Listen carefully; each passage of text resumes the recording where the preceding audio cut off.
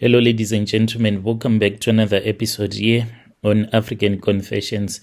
The following story that you're going to be listening to, it comes from a translation of a message that one of our admin received, and the translation reads like this. Hello, Brother Nansha, how are you? Can you please post my own story as anonymous? So I never thought that I would end up being here. It is kind of like weird just to confess to the rest of the world, to people that do not even know you. But after everything that I have seen, I think it is wise for me to alert other women out there so that they don't face some of the consequences that girls like us are facing. It is very painful knowing that I'll never be able to give birth because I sold my soul to the devil without even realizing that this was what I was doing. Right now, just for you to know, I am a 24-year-old woman staying here in Johannesburg, but some of the things that I have witnessed, they are really terrible. And most of these things that have happened, indeed, I have been with some occultic guys, like one guy who is a truck owner, a South African one. He was the only man who is a local that I have witnessed doing his occultic stuff.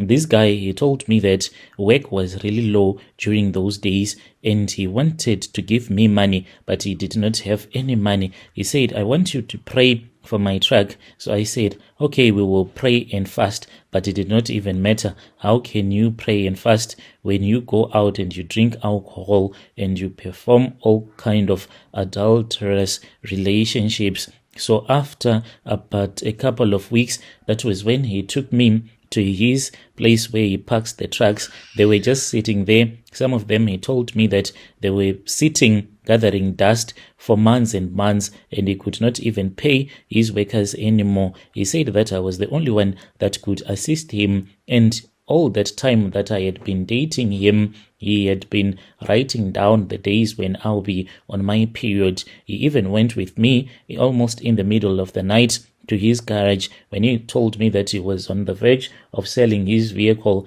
it was only I that could assist him. And I said, how can I assist you? That was when we went to the back of this other truck, which he said it was his first truck that he ever bought, and he had gone to a Sangoma in Durban. So this Sangoma had strengthened that truck for him, as well as he was strengthened so that he can never witness any kind of challenges in his business. He was able to get a lot of contracts during those years when he made money, and then he permanently moved to Joburg. But then when he returned back to Durban, this was after many years, even though he had been told that after 2 years, he was supposed to return back to thank that Sangoma, but he confessed and he said that the way that he was making money, the way that he was busy, always driving around, he never had that opportunity, the chance to return back to that Sangoma, so that at least he can thank the Sangoma for everything that he had done for him. So by the time that he thought about this man, things were really going too bad for him. And the kids of that Sangoma, they were unwilling to assist him in any kind of a way. And after that, he returned back to Joburg with nothing. He said his car, it just broke down several times along the way. And from there on, that was when this man, he started to experience a lot of challenges. He started by hiding these challenges from me until that time when he said, I just need to tell you, you are the only one, apart from my wife, amongst all of my girlfriends, you are the only one that I have told that this is what I did. I need your assistance. For my wife, she cannot go on a period anymore. If she could go on her periods, I was never going to bother you to come with you in the middle of the night, but her blood has since dried up. The menstrual blood is no longer coming out, and that is the only thing that we used to feed this Tokoloshi on. And without the menstrual blood of a woman that will be willingly give this blood to this Tokoloshi, then it cannot work for me anymore. It damages my tracks. It makes sure that I can never get any kind of work at all. So Brother Nanshi, in that moment, when I thought that I had nothing, this man was renting out an apartment for me. He said, even if you are unable to do this, but the car that you are using right now, do not blame me if it is going to get repossessed, because where else will I get this money? This is where I get my money, so I am being affected. Please assist me. Understand me like the way that I used to understand you whenever you said you wanted to go on a vacation. Would I even refuse whenever you will say that you want a new iPhone? Will ever I refuse you anything, even though I knew that you had other men that you were sleeping with? In that moment, that was when I said, it is fine. He then asked me how used was like my pad that I was wearing. I said to him that it was soaking in blood, and he said that is fine. He then said, can you remove it and give it to me? I removed it and I gave my used sanitary pad to this blesser of mine. He took it and then he started to chant as he was walking around that truck, which he said it is his first truck that he ever bought. He did this several times, I think about 6 times, walking around and around and around. And after he was done, that was when he went inside the truck, and then he spent some time in there. And when he was done, that was when he climbed at the back of the trailer. He spent some time, and then he came to me and he said, it has been accepted. He then went with me into the truck and he said, for we need to sleep together. And I said, we cannot do this. We have no protection, and you are not going to be fine if you sleep with a woman who is on her menstrual cycle. And then that was when he said, this is what is demanded from this ritual, that when it is accepted, I used to sleep with my wife in here when she was on her periods. So Brother Nashi, I agreed, knowing that this man is my only source of income, and we slept together. He then took this other cloth that was inside the truck. He wiped himself and he wiped me, and we left it in there. We returned back, and by the time that we reached my apartment, we found a small bag that was full of money, and he gave some to me, and he said that whenever things are tough for him, this is exactly what happens to him. He just gets money after performing a ritual and succeeding in performing that ritual. So those are some of the things that I did.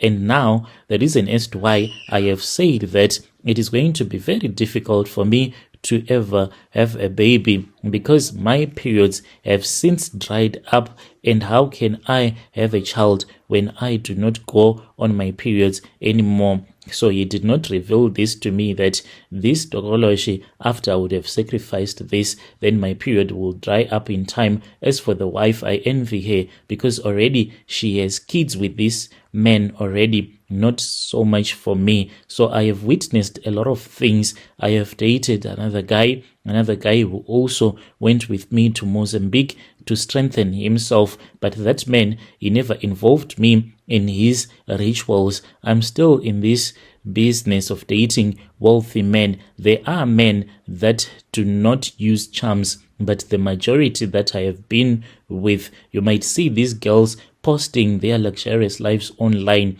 Not all of them got it the easy way. Some of them, they do things that are unthinkable. Some can even pay with their health. I have a friend of mine who died after she went to a party and men abused her at that party. They were drunk as well as taking a lot of drugs. Some of these men, they forced her to eat condoms, and this is what she did. She passed away, that girl. I had another friend who went to Dubai. She came back sick. Another one who took a blessing bath and she started losing her hair. This was after she had gone to Nigeria with this other guy who was going to introduce her to his family. If I could go back, I would warn my younger self that not each and every rich man is just a blesser. It is better to be with a corrupt guy who is involved in tenders than to be with a man who is rich because he is a ritualist. I am not telling this story simply because I just want to hear my story on YouTube, but I just want other girls to know the truth before it is too late. You might think you can handle it, but trust me, you do not know what you are getting yourself into. I started these things when I was only 15. I would go out and I would be partying with older men, and I thought that I had the world and men, they were after me. I do want to live this life, but I know that it is very difficult. Who will ever want to marry a woman like me who never goes on a period, and as a matter of fact, who can't even fall pregnant? Dear listeners, right there was a message that was sent to me by one of our admin who helped us with this translation. Strange things indeed, they do happen in this world. Yo.